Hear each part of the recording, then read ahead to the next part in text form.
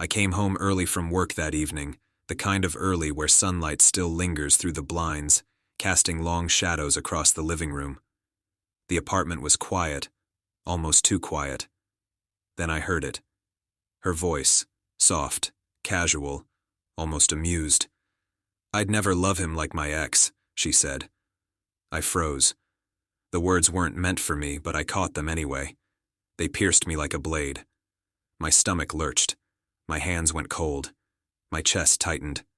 I didn't respond. I didn't confront her. Not yet.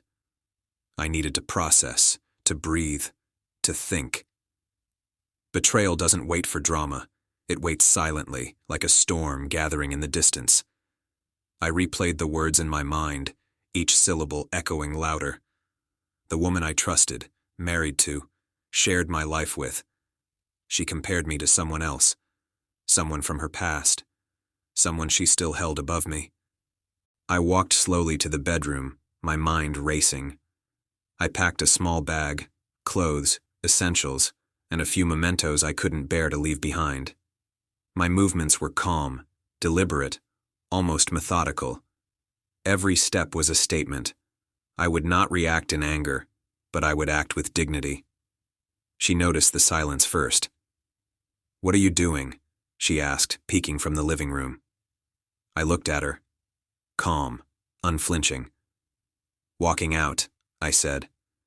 "I won't be compared to anyone. Not now, not ever."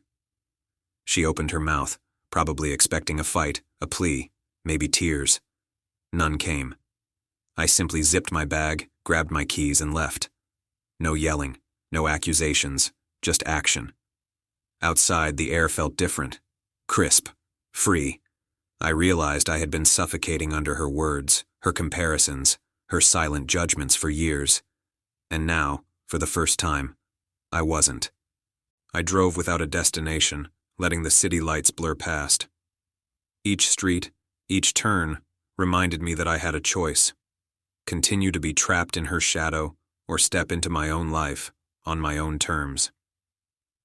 That night I found a small motel, cheap but quiet.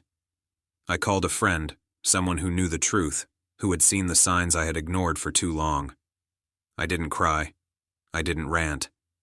I simply told them what happened, and they listened. That was enough. Weeks passed. I found a new apartment, a place that felt like mine, not shared, not compared.